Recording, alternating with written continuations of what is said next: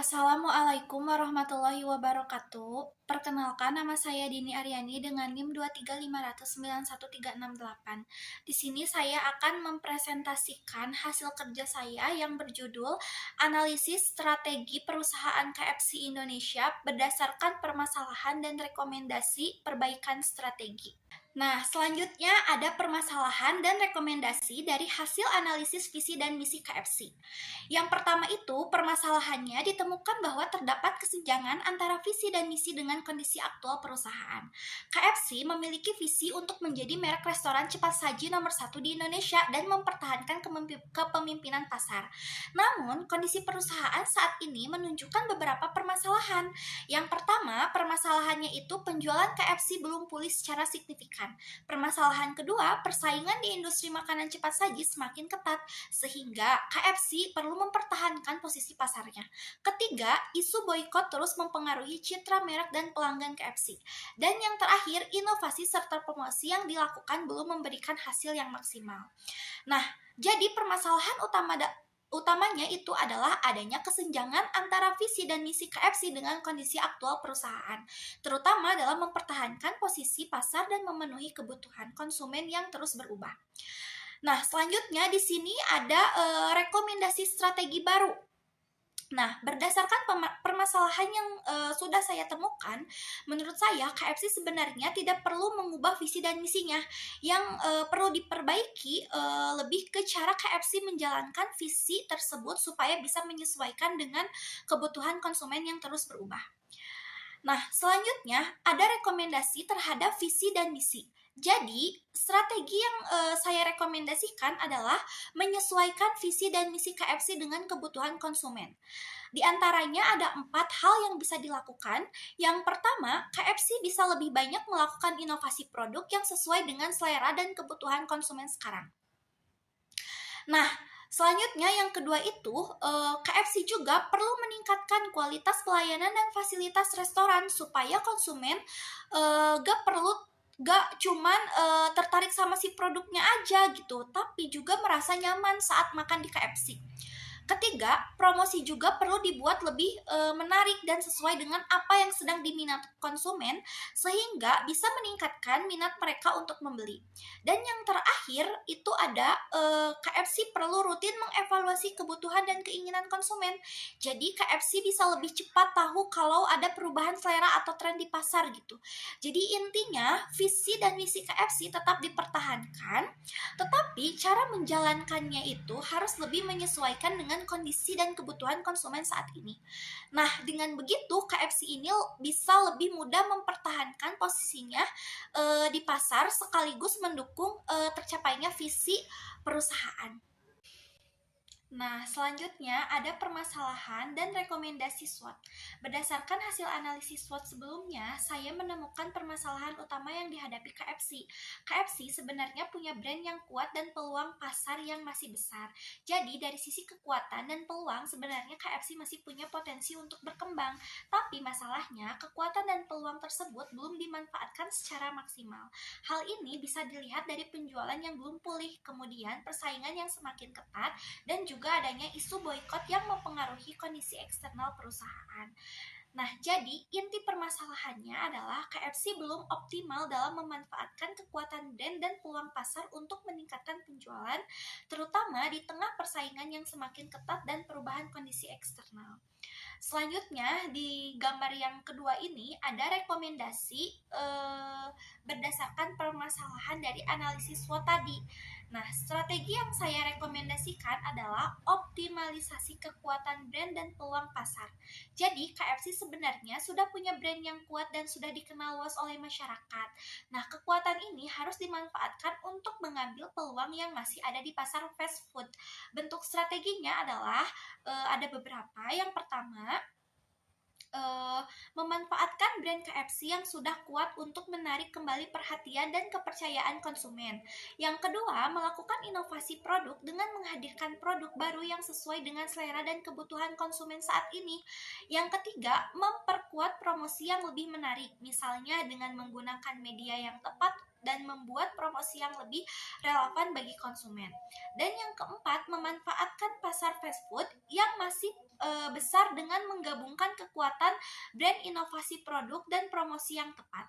Jadi, strategi ini bukan cuma tentang mempertahankan brand awareness KFC, tetapi bagaimana sih si brand yang sudah kuat tersebutnya bisa diubah menjadi ketertarikan konsumen dan akhirnya bisa menjadi pembelian nyata gitu. Dengan begitu, harapannya si strategi ini tuh bisa membantu meningkatkan daya tarik konsumen sekaligus meningkatkan penjualan KFC.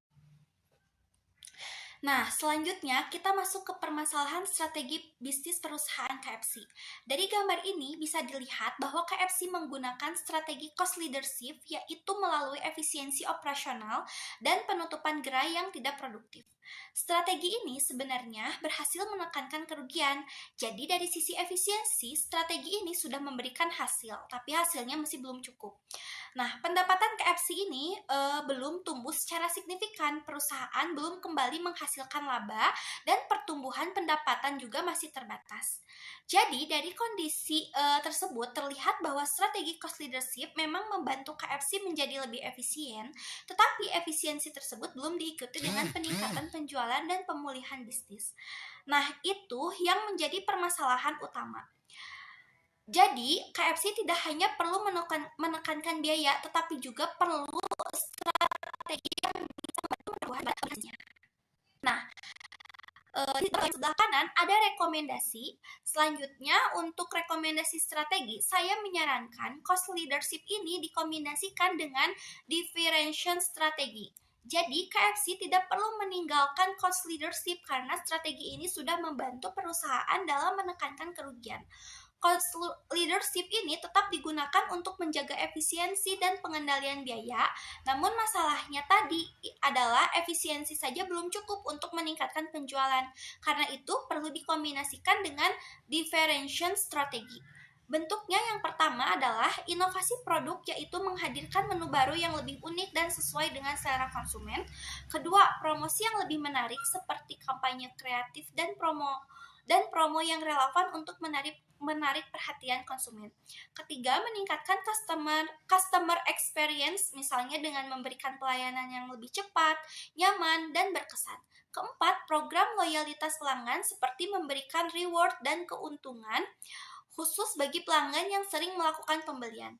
Jadi, dengan menggabungkan kedua strategi ini, efisiensi KFC tetap terjaga, tetapi di sisi lain nilai yang diberikan kepada konsumen juga meningkat gitu. Harapannya konsumen menjadi lebih loyal dan akhirnya penjualan KFC juga bisa meningkat serta membantu proses pemulihan bisnis.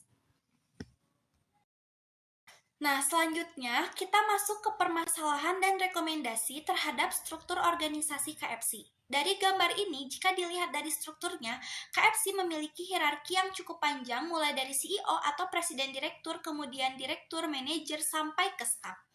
Nah, dari struktur tersebut ada beberapa permasalahan yang bisa ditemukan. Yang pertama, hierarki yang cukup panjang berpotensi membuat komunikasi dan pengambilan keputusan menjadi lebih lama, karena informasi harus melewati beberapa tingkatan. Yang kedua, hal ini bisa memperlambat komunikasi dan pengambilan keputusan, terutama ketika perusahaan harus merespon perubahan pasar dengan cepat. Yang ketiga, pembagian kerja yang berdasarkan fungsi juga berpotensi membuat koordinasi antar bagian menjadi kurang fleksibel. Nah, dari ketiga permasalahan itu, intinya adalah struktur organisasi KFC yang memiliki hierarki cukup panjang dan pembagian kerja berdasarkan fungsi berpotensi memperlambat pengambilan keputusan serta mengurangi fleksibilitas koordinasi. Nah, selanjutnya pada gambar sebelah kanan ada rekomendasi. Rekomendasi strategi dari permasalahan di atas yang saya berikan adalah strategi penyederhanaan dan fleksibilitas koordinasi. Jadi, KFC tidak perlu merombak struktur organisasinya secara total. Yang lebih penting adalah memperpendek proses komunikasi dan pengambilan keputusan, terutama yang berhubungan dengan operasional dan kebutuhan konsumen. Seperti yang ada di gambar Nah, si alurnya itu dibuat lebih sederhana, yaitu dari unit atau outlet, kemudian pengambilan keputusan operasional bisa dilakukan lebih cepat, lalu terhubung dengan manajemen. Nah, selain itu, ada 3 hal yang perlu dilakukan. Pertama, meningkatkan koordinasi antar bagian. Kedua, mempercepat pencapaian informasi dari outlet ke manajemen. Ketiga, memberikan ruang bagi unit atau outlet untuk menyampaikan kondisi dan kebutuhan konsumen secara lebih cepat. Jadi, intinya bukan mengubah struktur organisasi KFC secara keseluruhan, tetapi membuat alur komunikasi antar unit atau outlet dengan manajemen menjadi lebih cepat dan fleksibel. Nah, selanjutnya pada bagian ini kami membahas strategi controlling dan strategi evaluasi KFC di Indonesia. Bisa dilihat dari gambar hasil evaluasi, KFC sebenarnya menunjukkan perkembangan yang cukup baik karena kerugiannya turun 53,74%. Hal ini menunjukkan bahwa strategi efisien yang dilakukan perusahaan mulai memberikan hasil, terutama melalui pengurangan biaya operasional dan penekanan kerugian. Namun, masih ada permasalahan pendapatan, KFC masih relatif stagnan, dan dari berita juga tidak dijelaskan target internal perusahaan. Jadi, kita belum bisa menilai apakah strategi ini benar-benar berhasil mendorong pertumbuhan bisnis. Nah, dari situ saya bisa menyimpulkan bahwa si evaluasi strategi KFC ini tuh saat ini masih lebih menekankan efisiensi biaya dibandingkan pertumbuhan. Artinya, perusahaan berhasil mengurangi kerugian, tetapi keberhasilan dalam meningkatkan penjualan dan mengembangkan bisnisnya masih belum terlihat secara menyeluruh. Dengan begitu, keputusan bisa diambil lebih cepat dan KFC bisa lebih responsif terhadap kebutuhan konsumen. Nah, selanjutnya ada rekomendasi. Dari hasil analisis saya, rekomendasi yang bisa saya berikan adalah KFC perlu menerapkan strategi kontrol yang lebih menyeluruh. Selama ini, evaluasi KFC masih lebih banyak fokus pada efisiensi seperti menurunkan biaya operasional dan mengurangi kerugian. Hal itu memang langkah yang bagus, tapi belum cukup untuk mengukur keberhasilan strategi. Menurut saya, KFC juga perlu melihat indikator lain seperti penjualan, jumlah pelanggan, repeat purchase, kepuasan pelanggan, dan probabilitas. Jadi, keberhasilan strategi seharusnya dinilai dari 2 sisi, yaitu efisiensi dan pertumbuhan bisnis. Dengan begitu, perusahaan bukan cuma berhasil mengurangi kerugian, tapi juga bisa tumbuh secara berkelanjutan. Sekian presentasi saya. Mohon maaf bila ada kesalahan. Wabillahi taufiq wal hidayah. Wassalamualaikum warahmatullahi wabarakatuh.